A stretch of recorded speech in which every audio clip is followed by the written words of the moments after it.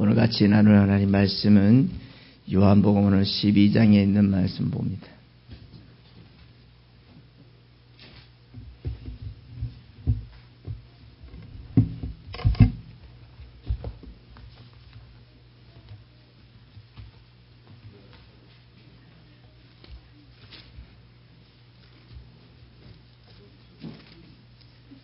요한복음 12장에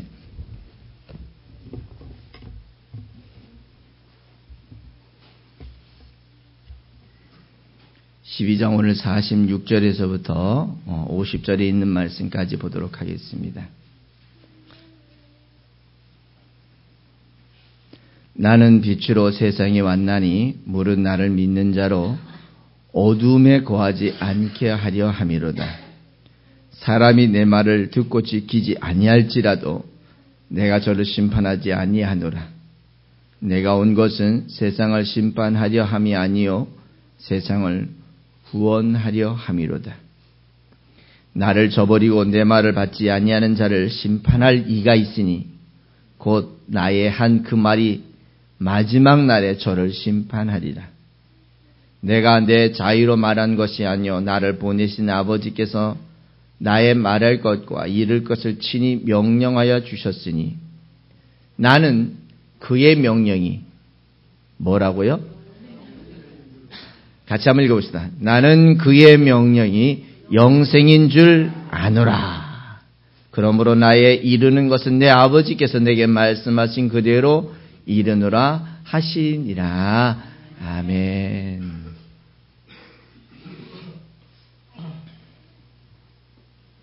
제가 왜 오늘 여기 서 있나요? 목적이 있겠죠? 설교하려고 서 있습니다. 여러분 왜 앉아 계십니까? 말씀 들으려고 오셨습니다. 삶에는 어떤 것이든지 목적이 있습니다.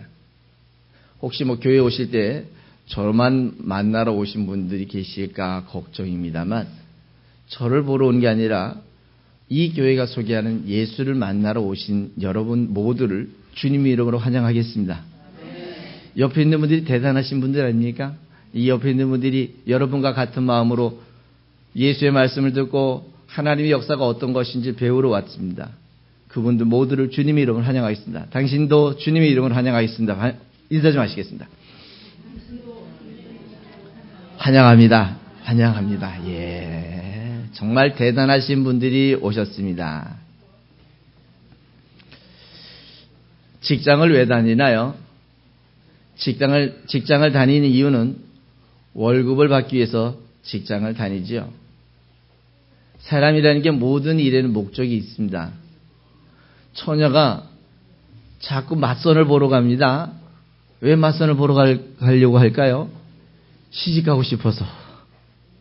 시집가고 싶어서 맞선을 보려고 자꾸 혹시 이 총각이 맞는지 저 총각이 맞는지 나하고 이상향이 맞는지 이렇게 찾아다니게 됩니다. 모든 사람들에게 있어서의 그 목적이라는 게 있다는 거예요. 그렇다면 신앙의 목적은 뭘까요? 교회를 나오는 목적은 뭘까요? 하나님을 믿는 목적은 뭘까요? 무엇을 위해서 예수를 믿고 무엇을 위해서 우리가 헌금도 하고 또 시간을 내가지고 봉사도 하고 이웃들에게 내가 하나님에 대한 것들을 나누는 이유는 무엇일까요? 무엇을 위해서 무슨 목적을 위해서 우리가 이런 일을 하게 될까요? 죄송합니다. 사람들은 그 일의 목적이 다 틀리더라고요. 어떤 사람들은 교회를 나올 때 혹시 장가 가고 싶어서 온 사람도 있고요. 그래서 우리 옛날에 보면 학생 때 보면 그 교회를 다 어떤 사람들이 오냐면 그 시집 못 간 처녀들하고 시집 못 간 총각들이 많이 오더라고. 그래서 거기서 교회에서 눈이 맞아가지고 또 결혼까지 해요. 참 저는 좋다고 생각해요. 왜냐하면 이왕이면 결혼할 때 예수를 믿는 사람들끼리 결혼할 수 있으면 얼마나 좋겠습니까? 결혼하기 위해서 또 예수 믿는 척하고 결혼한 사람도 있습니다만 그러다가 평생 예수 안 믿는 사람도 있긴 합디다만, 그러다가 이제라도 예수 믿는 사람도 있긴 합디다만, 우리가 이 정도 얘기하면 누구 얘기인지 알고 빨리 이렇게 눈을 떠야 되는데 저하고 전혀 눈을 안 마주치려고 하시는 분들이 있는 것 같아요. 이렇게 해서 우리는 어떻게든 예수 믿는 목적이 다 다양하다는 거예요.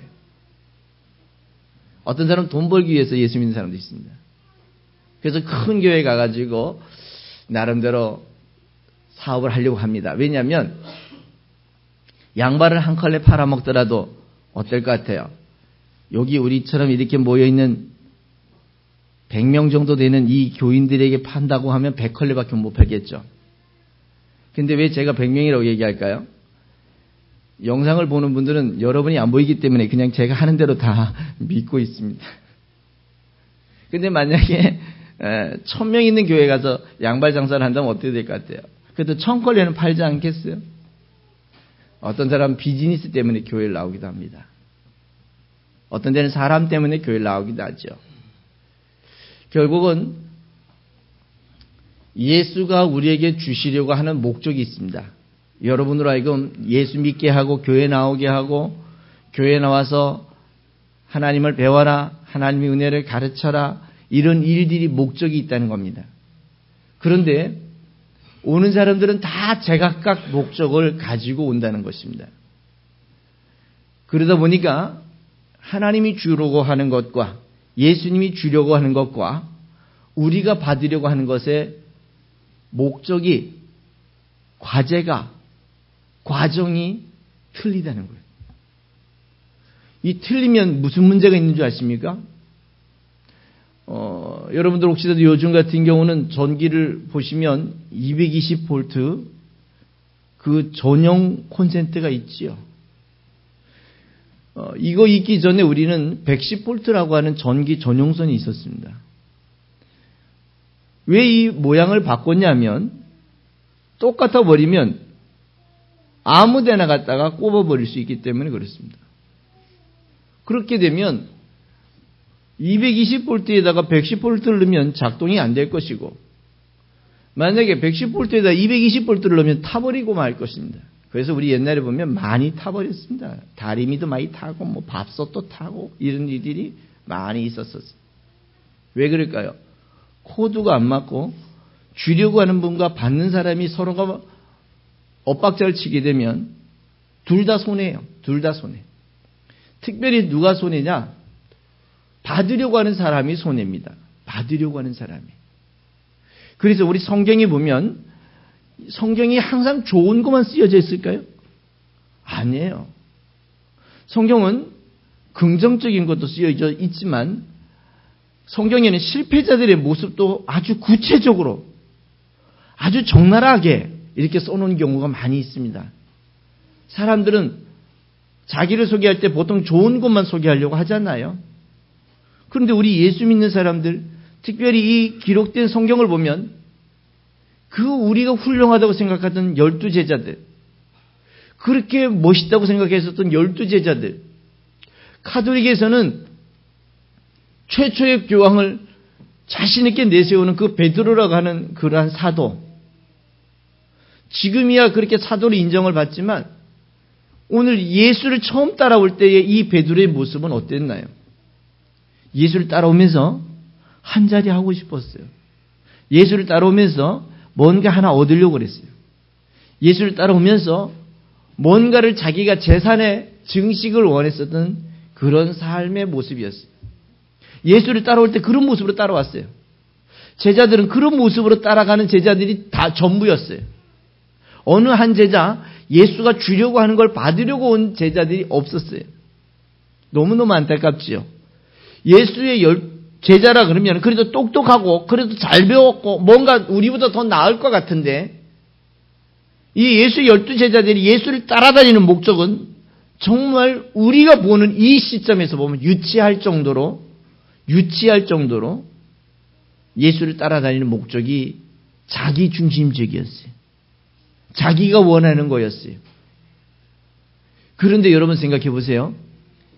이 제자들이 실패한 이 모습을 오늘날 우리 한국 교회가 그 모습을 그대로 따라가고 있다는 거 혹시 아십니까? 한국 교회만 그런 게 아닙니다. 지금 세계 많은 교회들이 예수를 왜 믿냐라고 이렇게 얘기하면 정말 수많은 사람들이 예수의 12제자들이 따라갔던 그 목적을 이루기 위해서 예수를 따라가는 사람들이 비일비재하다는 겁니다. 그러다 보니까 무슨 문제가 생긴 줄 아십니까? 전에는 예수 안에서, 교회 안에서 뭔가를 먹을 수 있었고 가질 수 있었습니다. 그런데 경제가 좋아지기 시작하면서 이제 문제가 생기기 시작합니다. 교회 밖에서도 먹을 게 생깁니다. 교회 밖에서도 가질 수 있는 게 너무 많습니다. 교회 안에서만 가질 수 있었던 것이었는데 교회 밖에서도 가질 수 있는 일들이 비일비재합니다. 그러니까 사람들이 어디를 쫓아가게 될까요? 교회 밖을 가기로 시작하게 됩니다. 그래서 결국은 영국의 교회가 교인이 없어서 문을 닫는 교회가 많아졌고요. 지금 미국에 있는 교회들도 사람이 없어서 문을 닫습니다. 만약에 우리 정도 모여있는 교회라면요, 정말 그 사람들 입장에서는 대단한 교회입니다. 이 정도 모여있으면 그분들은 죽기 살기로 아마 교회를 유지하려고 애쓸 겁니다. 왜? 그 정도로 사람이 없습니다. 제가 있었던 밴쿠버에 있는 교회는 저희들 교회보다 엄청나게 큽니다. 대지가 400평이에요. 잔디밭이 쫙 깔려 있습니다. 얼마나 멋있을까요? 거기에 교회가 100평입니다. 2층짜리 교회예요. 2층에 가면 파이프 오르간이 컴프레셔가 돌아갈 수 있도록 이렇게 만들어져 있습니다. 그런데 거기에 주일날 예배하는 인원은 몇 명인 줄 아십니까? 8명이 예배합니다. 대지가 400평에 교회가 100평인 그 큰 건물에 어르신들 8명이 예배합니다. 그런데 예배하는데 뒤에서 보면 머리가 다 하얀 분들만 계십니다. 요즘은 우리 같은 경우는 연세가 드셔도 다 염색하시니까 문제 없겠지만 그 얘기는 무슨 얘기인 줄 아십니까? 그 교회를 평생을 다녀왔던 권사님들만 8분 남아있는 거예요. 그러면 나머지는 다 어떻게 하셨냐? 다 천국 가고 8분만 남아있는 거예요. 그럼 새로운 사람이 와야 되는데 안 오고 있는 거예요. 왜? 교회 밖에서 얻을 게 많아지는 거예요. 영국 교회가 전에는 예수 믿으면 빵을 먹을 수 있다고 이렇게 가르쳤어요. 예수 안에서 빵을 먹을 수 있다고 이렇게 요구했어요. 예수 안에서만 빵을 먹어야 된다고 이렇게 얘기를 했어요. 그래서 그 사람들은 그런 줄 알고 정말 올인해서 예수를 섬기는 시간을 가졌습니다. 그런데 어느 날부터인가 빵이 교회 안에서 생기는 게 아니라 산업혁명이 생기면서부터 시작해서 공장에서 빵이 대량 생산이 되기 시작합니다. 빵값이 뚝뚝뚝뚝 떨어지기 시작합니다. 그러면 너나 나나 빵을 살 수 있는 그런 기회가 되는 거예요. 너나 나나 빵을 사니까 빵 공장이 더 부자가 되고 빵 공장이 부자가 되니까 사람을 더 써야 되고 사람이 쓰니까 거기에서 월급을 받게 되고 월급을 받으니까 또 돈을 쓰게 되고 순환 구조가 돼서 결국은 경제가 활성화되는 과정이 되었습니다. 그런데 이분들에게 이 문제가 해결되면서부터 교회의 필요성이 없어지게 됩니다. 교회가 빵 주는 데인 줄 알았습니까? 교회가 우리의 필요를 채워주는, 먹고 사는 것을 채워주는 것인 줄 우리는 알고 있었다는 것입니다. 그래서 12제자들은 실패했습니다. 그런데 이 12제자가 언제가 실패했냐? 그 제자들이 예수의 가치를 발견하기 전까지 실패했습니다. 예수가 과연 우리에게 뭘 줄 수 있는지를 목적을 찾고 난 다음부터는, 그런데 그 목적을 찾을 수 있도록 누가 도우시냐? 그것도 예수가 도우십니다. 성령을 그들이 받고 난 다음에 성령이 그들로 하여금 기억나게 하시니까 아하, 예수가 우리에게 주려고 하는 게 이거였구나 라는 걸 알게 되었습니다. 예수가 주려고 하는 그 본질이 뭔지 아십니까? 그 본질은요, 돈으로 살 수 없는 겁니다. 여러분이 애를 쓴다고 노력을 한다고 해서 얻어지는 것도 아닙니다. 내가 찾는다 그래서 찾아지는 것도 아닙니다. 이 세상의 모든 사람은 이 문제를 해결할 수가 없었습니다. 돈을 가진 자도 해결할 수 없었고, 건강한 자도 해결할 수 없었고, 똑똑한 사람도 해결할 수 없었고, 의사도 해결할 수 없었고, 세상에 어떤 사람도 이 마지막 문제 하나 있는데 이것을 해결할 수 없었습니다. 그게 뭔지 아십니까? 죽음이라고 하는 문제는 해결할 수 없었습니다. 비껴갈 수가 없다는 거예요. 넘어갈 수가 없다는 거예요. 나는 아니라고 부인할 수도 없다는 겁니다. 그런데 이 제자들이 먹고 사는 건 다 현실이지만, 그러나 인생으로 해결할 수 없는 이 죽음의 문제를 해결할 수 있는 분이 유일무이한 분이 누구라고요? 예수라고. 유일무이한 분이 그 예수라는 걸 알고 그분이 주실 수 있는 게 진짜 중요한 영생이라는 걸 알고 난 다음부터는 이 제자들의 가치관이 바뀌었습니다. 굶어도 행복했습니다. 가난해도 행복했습니다. 또 병이 들어도 이 친구들은 행복했습니다.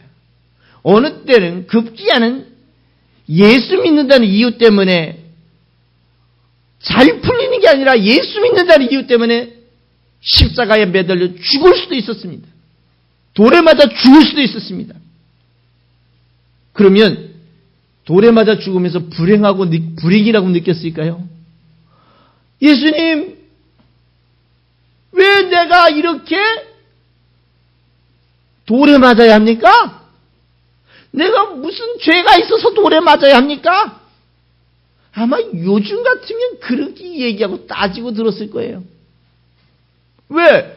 예수 믿으면 복 받는다며. 왜 예수 믿는데 내가 돌에 맞아야 돼? 내가 예수 믿는다는 이유 때문에 왜 내가 감옥에 가야 돼? 왜 예수 믿는다는 이유 때문에 오늘 내가 죽어야 돼? 아마 원망하고 불평하고 짜증내고, 만약에 기회가 있다면 여선도 예수 믿을래 안 믿을래? 안 믿으면 살려줄게? 아마 신발을 헌신발 내버리듯이 예수도 내버리고 도망갈 사람들. 왜 그럴까요? 예수를 통하여 얻으려고 하는 가치관이 바뀌지 않았기 때문에 그렇습니다. 그렇다면 이제 예수를 통해서 얻을 수 있는 가치관이, 예수가 주는 최고한 선물은 세상의 모든 사람이 다 줄 수 있는 것이 아니라는, 세상의 모든 사람이 하나도 줄 수 없습니다. 누구도 줄 수 없습니다. 어떤 신도, 어떤 종교에서, 어떤 사람도 그걸 줄 수가 없습니다. 유일무이하게 하나님만이 주실 수 있는 그것인데, 그것이 영생인 줄 믿으시기 바랍니다. 예수를 통해서 얻을 수 있는 게 뭐라고요? 영생이라는 사실입니다. 예수를 믿으면서, 예수를 배워가면서 예수 안에 살아가는 여러분과 내가 얻을 최고한 선물과 그분이 줄 수 있는 최고 위대한 선물은 구원이요 영생이라는 사실을 여러분 기억하시기 바랍니다. 영생을 가진 사람은 어떤 사람인 줄 아십니까? 오늘 본문에 이렇게 얘기합니다. 믿음의 결국은, 왜 믿느냐는 얘기입니다. 왜 예수를 믿어야 되느냐는 얘기입니다. 그래서 그 믿음의 결국은 영생이라고 이렇게 얘기를 하고 있거든요. 그러면 이 영생을 가진 자는 세상을 가진 자보다 영생을 가진 자가 더 우월하다는 사실을 여러분 기억하시기 바랍니다. 근데 생각해 보세요. 세상은 현실이고 영생은 보이지 않는 거잖아요. 그러나 한국의 그렇게 유명한 재벌도 이 죽음의 문제를 해결하지 못하고 제갈 길로 갔습니다. 세상에 무소불위 권력을 갖고 있었던 사람들도 자기가 좋았던 모든 권력을 다 내려놓고 제갈 길로 갔습니다. 세상에 그렇게 좋은 명예, 그러한 인기, 그렇게 많은 것들이 죽고 난 다음에도 그대로 자기 것이 될 줄 알았는데 그것도 다 내려놓고 가야 됩니다. 여러분, 우리는 이 영생이라는 걸 가진 사람들은 세상을 가진 것보다 더 위대한 걸 가진 줄 꼭 잊어버리지 마시기를 부탁드리겠습니다. 이게 감각적이면 얼마나 좋겠습니까만 안타깝게도 이게 감각적이지 않은 것이라 너무 안타깝지만 우리 믿음의 선배들이 이 영생을 가진 자는 어떤 위기와 어떤 고난과 어떤 핍박과 어떤 고통 속에서도 행복하게 죽음을 맞이할 수 있었고 행복하게 고통을 이길 수 있었고 행복하게 하나님의 사랑을 가질 수 있었는 줄 믿으시기 바랍니다. 가진 것들은 다 손을 펴면 놓아지는 것이지요. 아무리 좋은 집도 놓고 가야 될 것이고요. 아무리 좋은 차도 내 것이 아닙니다. 그러나 예수가 주시는 영원한 생명은 그 누구도 줄 수 없는 영원한 은혜라는 사실을 기억하면서 그 예수 안에서 영생을 소유하시는 하나님의 사람들 되시기 부탁드리겠습니다. 그러면 오늘 영생을 가지지 못하면 어떤 문제가 있는 줄 아십니까? 오늘 예수님은 이 말씀에서 46절에 이렇게 얘기합니다. 나는 빛으로 세상에 왔는데 라고 이렇게 얘기합니다. 빛으로 세상에 왔는데 예수를 믿는 자들로 하여금 어둠에 거하지 않게 하기 위해서 빛으로 왔다 이렇게 얘기했어요. 그러면 어둠이란 얘기는 결국 뭡니까? 사단이란 얘기입니다. 사단. 그럼 사단이란 얘기는 결국은 이 사단의 결국은 뭐냐면 사단은 우리를 어떻게 됐든지 간에 예수 못 믿게 해서 우리를 어떻게 됐든지 간에 지옥으로 보내려고 하는 사망으로 보내려고 하는 이 자체가 사단이에요. 이 사단이라고 하는 자체는 계속해서 우리를 유혹합니다. 달콤한 이야기로 유혹합니다. 곧 뭔가 이루어질 것처럼 유혹을 합니다. 안 되는 줄 알면서도 자꾸 된다고 자꾸 세뇌를 시켜버립니다. 어두움이란 세상은 이렇게 우리를 자꾸 끌고 우리를 망가지게 하려고 하는 대로 흘러가고 있다는 거예요. 그러나 우리 예수 안에 있는 이 사람들은 그 사단의 유혹이 뭔지를 알기 때문에 그 사단의 유혹에서 우리가 벗어나서 예수 편에 영원히 거할 수 있는 줄 여러분 기억하시기 바랍니다. 만약에 이 빛이 우리에게 비쳤는데 이 빛의 은혜 가운데 들어가지 않으면 어떻게 되냐면 보세요. 47절에 사람이 내 말을 듣고 지키지 아니할지라도 내가 저를 심판하지 아니하겠다 이런 얘기입니다. 이게 무슨 얘기냐면 오늘 예수가 육체로 계실 때 예수가 메시아입니다. 내가 메시아입니다. 라고 이렇게 얘기를 했거든요. 그러니까 그 사람이 듣는 사람도 있고 안 듣는 사람이 있지 않겠어요? 이 안 듣는 사람을 오늘 당장 심판하지 않겠다는 얘기입니다. 오늘 네가 예수 믿지 않았다는 것 때문에 당장 너를 바로 죽여버리거나 예수 안 믿는다는 이유 때문에 태클을 걸거나 예수 안 믿는다는 이유 때문에 그 사람의 삶을 망하게 하거나 이렇게 구약적 하나님의 역사는 아니하시겠다는 겁니다. 구약에서는요. 어떤 일이 있었냐면 만약에 하나님 앞에 까불잖아요. 그럼 바로 그 시간으로 그 죄값을 치르게 해버립니다. 만약에 여호와 하나님 앞에 건방을 떨잖아요. 바로 그 시간 앞에 그 시간으로 끝을 내버립니다. 왜 그랬는지 아세요? 그 이유는 그 시절에 하나님은 영이셨습니다. 영은 안 보이시는 분이셨어요. 하나님이신 그 영이신 분을 그 친구들이 안 보이니까 지멋대로 하기 시작하는 겁니다. 그러면 결국은 하나님이신 것을 가르치려고 하면 어떻게 해야 될까요? 말을 잘 들으면 상급을 주고 말 잘 들으면 전쟁에서 이기게 하고 말을 안 들으면 어떻게 되는 줄 아시죠? 전쟁에서 지게 합니다. 그래서 이 전쟁의 주권자이신 하나님이라는 이런 얘기를 해요. 그래서 다윗이 어느 날 자기가 전쟁에서 나가서 맨날 이기니까 어떤 일을 해봤는지 아십니까? 야, 우리나라 백성이 몇 명이나 되냐? 왜 그랬을까요? 전쟁에서 잘하고 이기거든요. 그러니까 와, 내가 전쟁을 잘해서 이기는 줄 알고 착각을 한 거야. 그러다가 자기 백성의 숫자를 세다가 하나님 앞에 걸렸어요. 그러면서 하는 얘기야. 야, 전쟁은 네가 아니 내가 아니. 이렇게 얘기를 했어요. 그러다가 오늘 다윗에게 야, 너가 죽을래? 너 백성이 죽을래? 이러니까 다윗은 참 여기서 또 어떻게 합니까? 자기는 죽기 싫으니까 그냥 그래서 결국은 내 백성을 몇만 명이나 진멸당하는 비참한 일들을 결과를 보여줍니다. 결과를 보여줍니다. 그런데 이게 여러분 잘 알으셔야 되는데 요즘도 전쟁을 누가 한다고 생각하시는 줄 아십니까? 요즘도 전쟁의 결과를 하나님이 하신다라고 이렇게 이야기하고 있습니다. 그러면 뭐 비근한 전쟁을 한번 보면 우리 6.25 전쟁을 보시면 6.25 전쟁도 그러면 하나님이 하셨을까요? 그러면 이번에 요즘 최근의 전쟁을 하나 보면 이라크와 미국이란 전쟁이 있는데 미국과 이라크의 전쟁을 어떻게 하나님이 미국에게 허락했을까요? 그럼 이라크가 박살이 나도록 허락이 되었을까요? 그러면 예수님이 시대 이후에 지금 2000년이 지났는데 수없이 많은 전쟁이 있었습니다. 우리나라는 임진왜란도 당했고요. 정말 엄청난 많은 전쟁을 당했습니다. 그러면 그 전쟁도 하나님이 간섭하셨을까요? 요즘 한마디만 얘기할게요. 요즘 전쟁은 뭐가 많으면 이기는 줄 아십니까? 무기가 많으면 이깁니다.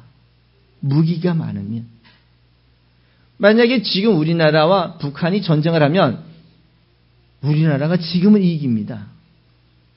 무기체계가 지금 좋아졌답니다.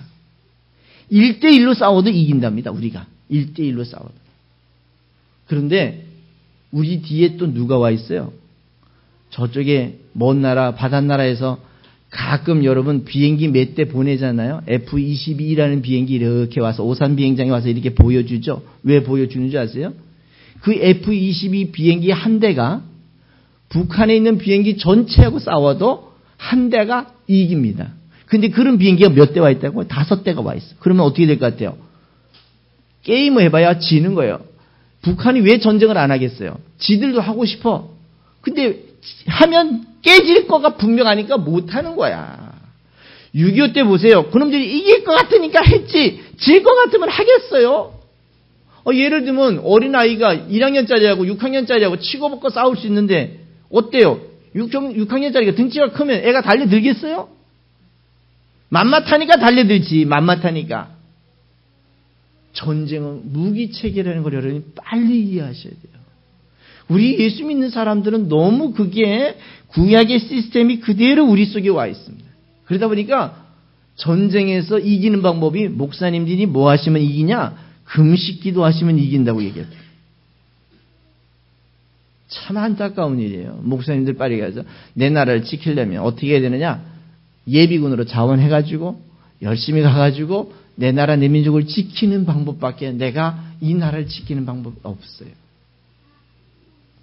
그런데 우리가 이 구약의 시스템을 그대로 지금 신약으로 와 있다는 거예요. 그러나 오늘 예수님이 뭐라 했냐면 오늘 네가 나를 안 믿느냐? 내가 오늘 너에 대한 결정을 하지 않겠다는 얘기합니다. 언제 결정할 거냐는 얘기입니다.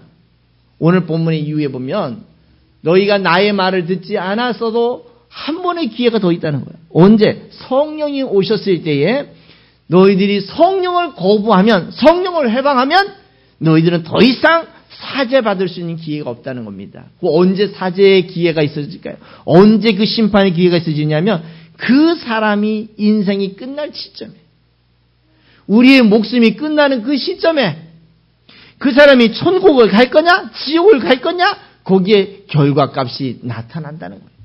결과값이. 그러니까 오늘 이 구약의 심판과 신약의 심판은 확실하게 차이가 있습니다. 완연하게 바뀝니다. 왜? 구약은 하나님이 영이시기 때문에 안 보입니다. 신약은 오늘 예수님 시대에 육으로 보여보았습니다. 하나님을 보았습니다. 하나님이 보여줬습니다. 그런데도 보고도 안 믿는 사람들은 어떻게 할 겁니까?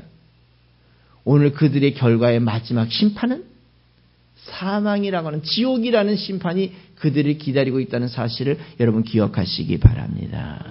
여러분과 나는 어떤 심판이 기다릴까요? 여러분과 나는 천국을 가는 심판이 기다린 줄.